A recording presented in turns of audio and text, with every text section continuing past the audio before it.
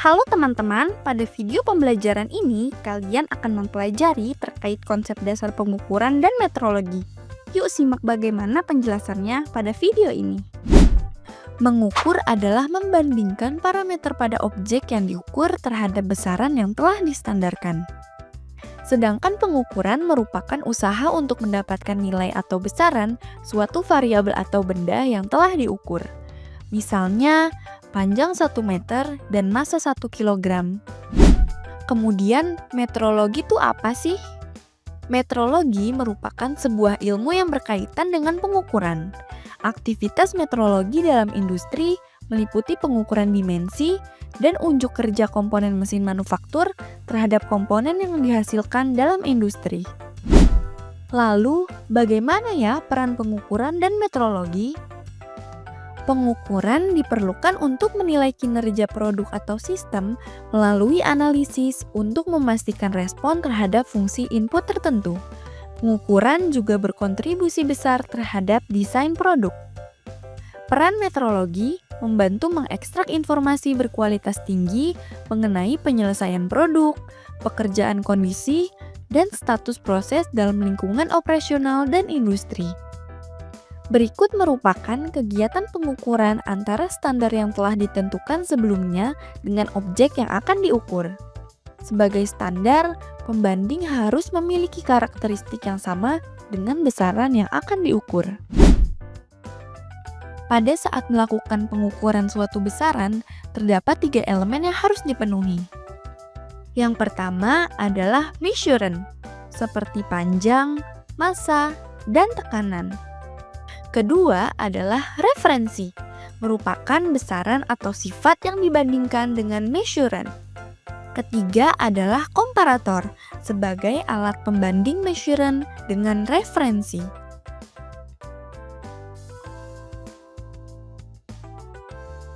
Tujuan dari setiap pengukuran adalah untuk menjawab sebuah pertanyaan. Misalnya, bagaimana rencana pengukuran atau pengujian dapat dirancang sehingga pengukuran memberikan informasi yang jelas seperti yang kita cari? Lalu, bagaimana sih sistem pengukuran dapat digunakan sehingga insinyur dapat dengan mudah menginterpretasikan data yang diukur dan yakin akan maknanya?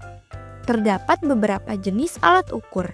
Yang pertama, alat ukur dimensi, seperti jangka sorong, mikrometer, balok ukur, dan lainnya. Lalu alat ukur massa, seperti timbangan dan komparator.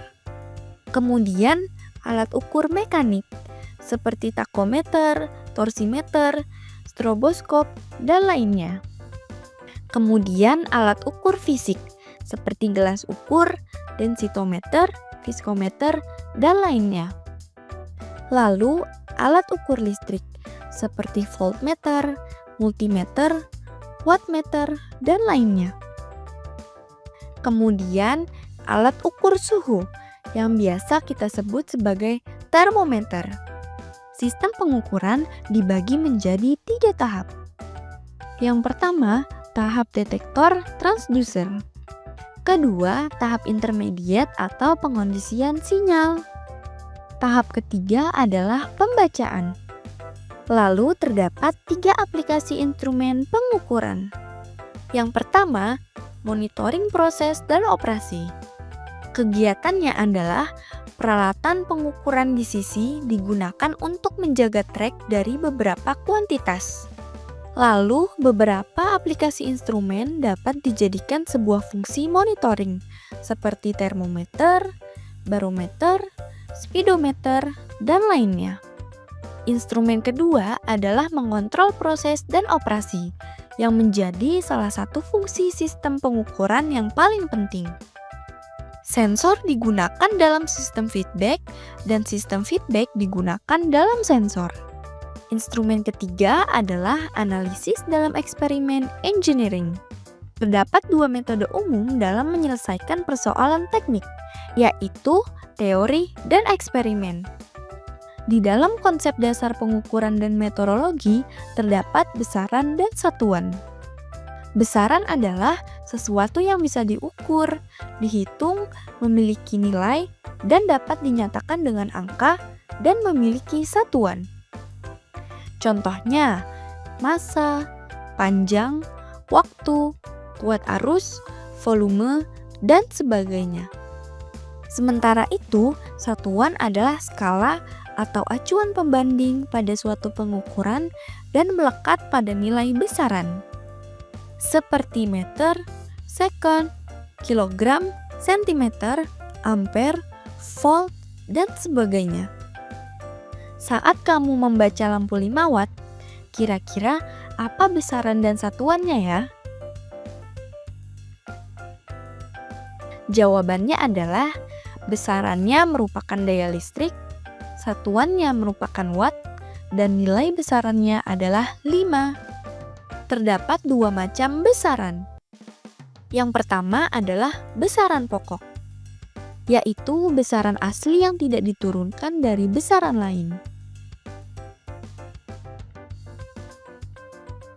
Yang kedua adalah besaran turunan, yaitu besaran yang diturunkan dari besaran pokok, seperti kecepatan, gaya, usaha, tegangan, dan sebagainya.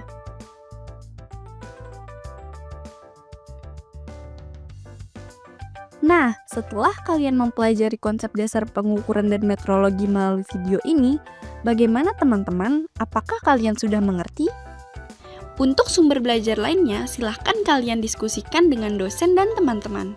Terima kasih telah menonton video ini, semoga bermanfaat.